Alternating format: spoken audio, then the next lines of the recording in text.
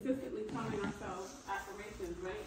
One of the things we're doing for Black History Month is we're bringing in special guests to celebrate our youth excellence, I'm Black and I'm proud theme. And so we have 4 guests today. So we have Dr. Zana Spooner.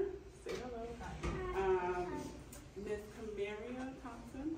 Cameron Thompson. My soul sister. Miss Pauline Williams and Mr. Rich Williams.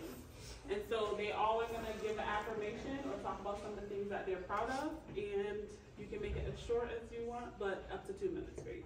Okay. All right. So who's going to go first? I guess it will be me going first. Good morning, girls. How are you? So my name is Cameron Thompson. I currently live in the Hartford area, but I actually grew up in Massachusetts, in West Springfield, Massachusetts. And it's kind of significant for that because West Springfield's predominantly white town, right? So as far as Black girls being in my school, there was me and 2 other girls. So it was a struggle every day to not only feel confident in my Blackness, but also not feeling as a because when I went to school, it was a long time ago.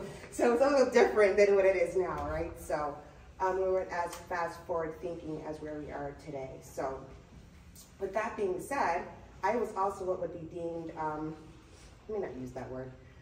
I was an overachiever, let's call it that. I don't want to say the word nerd anymore. So I was an overachiever. I was the first one to class, the last one to leave, the one to remind my own teachers about homework. So the kids didn't like me necessarily because I was Black. It was more because I was Kim. Kim's always, Kim knows the answer. Kim's gonna always get our homework done. Or Kim's gonna tell the teacher if we don't get our homework done. But at the end of the day, now that I'm older, all those same students respect me so much more because of where I am today, because I did take that leading step, right?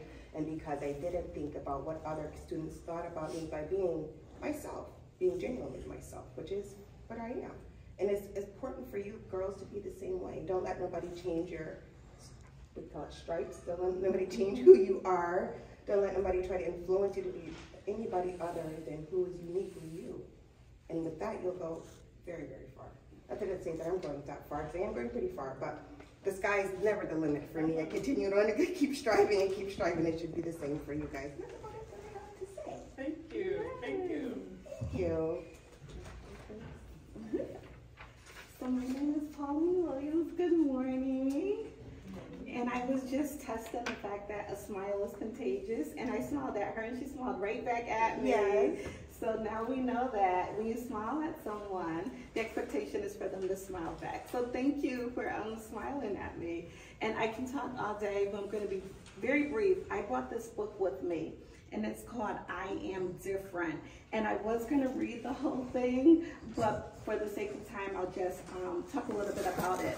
So this book is about a 12-year-old boy named Aiden who was born with something called spina bifida. So he's always been in his wheelchair, but he can do everything that other people can do. He can play basketball, he can run through his wheelchair, he can go swimming. And this little boy, Aiden, actually lives in Trumbull, Connecticut, and he is my cousin. And he just had his 12th birthday recently. And so his mom wrote this book, and it just came out a month ago. And so she wanted all children, or whoever reads it, children or adults, to know that even though they're different, they're just the same as everyone else. So this is what I thought was Black excellence. All right, so thank you for not reading it, because now we're going to have to buy the book. Yes, please. A nice little teaser. So thank you for sharing that with us. So good morning, everyone. My name is Zana Spooner. I'm a physician at Hartford Hospital. I'm 28 years old, and I grew up in the Caribbean in an island called St. Lucia. I attended an all-girls Catholic school, just as you are.